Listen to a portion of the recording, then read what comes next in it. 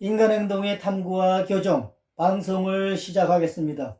진행은 유순근 교수입니다. 오늘의 주제는 눈 접촉, 눈물과 동공이 되겠습니다.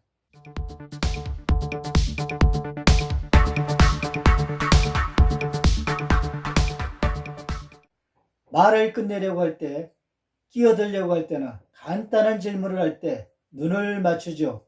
친밀한 대화일수록 더 자주 또 오래 시선을 접촉합니다.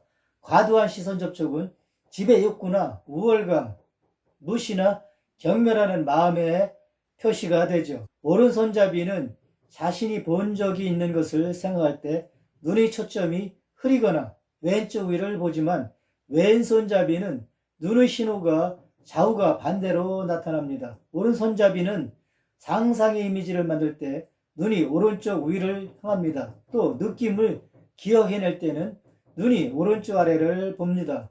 속으로 혼잣말을 할 때 눈이 왼쪽 아래를 향하죠. 먼 데를 보거나 방아를 훑어보거나 시계를 본다면 묻기를 중단한 것입니다. 슬픔을 느끼면 시선이 아래로 향하죠. 수치심이나 죄책감은 아래를 보거나 다른 방향으로 돌리죠.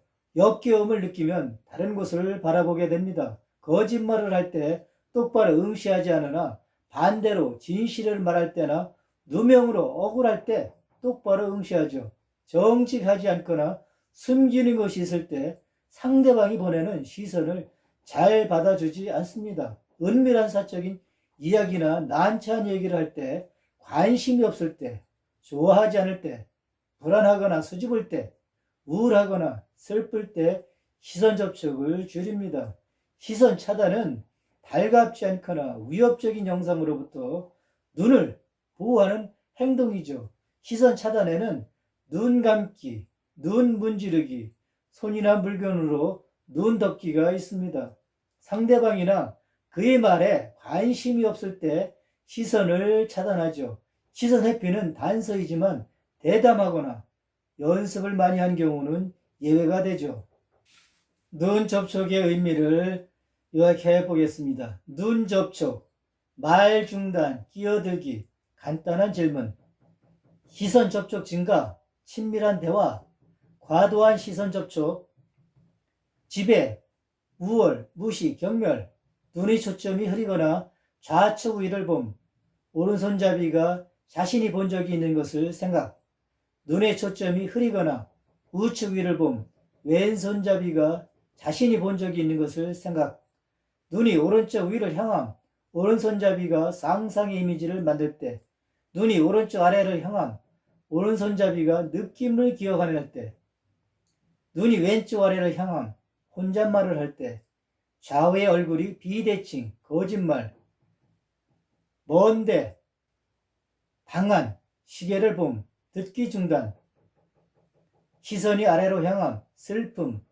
시선을 아래 또는 다른 방향으로 돌림, 수치심이나 죄책감, 다른 곳을 바라봄, 역겨움, 똑바로 응시하지 않음, 거짓말, 똑바로 응시, 진실을 말할 때, 누명으로 억울할 때, 상대방 시선 회피, 정직하지 않거나 숨기는 것이 있을 때, 시선 접촉 감소, 은밀한 사적인 이야기나 난처한 이야기 할 때, 관심이 없을 때, 좋아하지 않을 때, 불안하거나 수줍을 때, 우울하거나 슬플 때, 시선 차단, 말에 관심이 없을 때,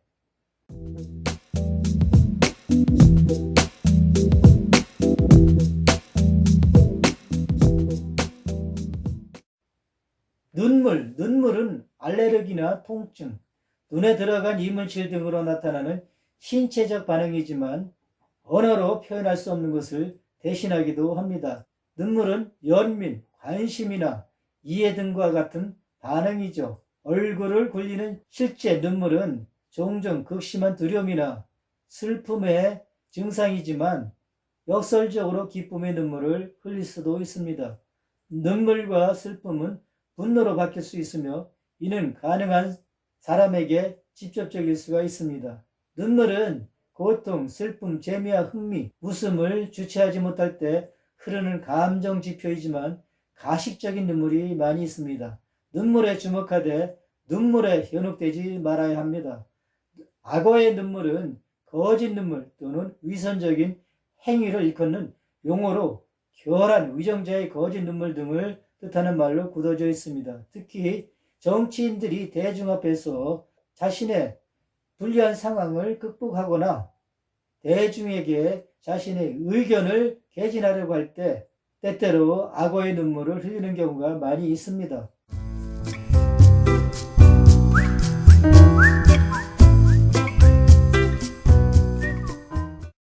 동공 확장과 축소. 동공은 자율신경의 지배를 받기 때문에 속이는 자가 거의 통제할 수 없는 부분이 되죠. 동공은 조명에 노출될 때처럼 물리적 자극으로 커질 수 있으나 기분이 좋거나 자극적인 대상을 볼 때 무의식적으로 확대가 됩니다. 동공 확장은 관심, 두려움이나 걱정에 대한 생리적 반응이며 동공 수축은 저항, 분노, 부정적인 평가를 의미합니다. 이러한 생리적 반응은 얼굴이 빨개지고 창백해지거나 땀을 흘리고 호흡에 문제가 생깁니다. 이러한 현상은 속이는 자의 감정 변화가 크게 일어나는 현상을 뜻하죠.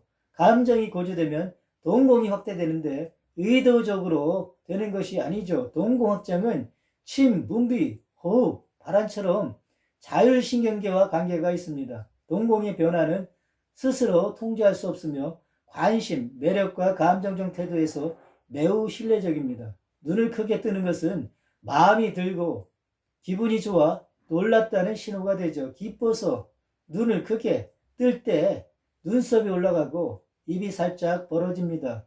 한편 공포나 격분했을 때도 무의식적으로 눈이 급격히 커지죠. 이는 신경계의 투쟁이나 도주 반응에서 생기는 신경 충동으로 유발됩니다. 화난 사람은 눈을 크게 뜨면 언어나 신체적 공격의 가능성이 있죠. 동공 변화의 의미, 동공 확장, 관심, 공포, 걱정, 동공 수축, 저항, 분노, 부정적 평가, 동공 확장과 분노, 공격 가능성.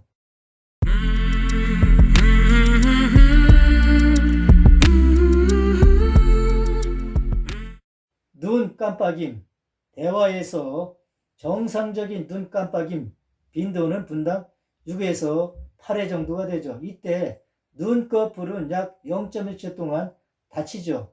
심리적 압박을 받을 때 눈 깜빡임이 증가합니다. 특히 거짓말할 때 눈 깜빡임의 빈도는 뚜렷하게 증가합니다. 뭔가를 속이려고 할 때 상대방이 믿어주지 않을까 걱정하거나 자신이 없을 때도 눈 깜빡임은 증가합니다.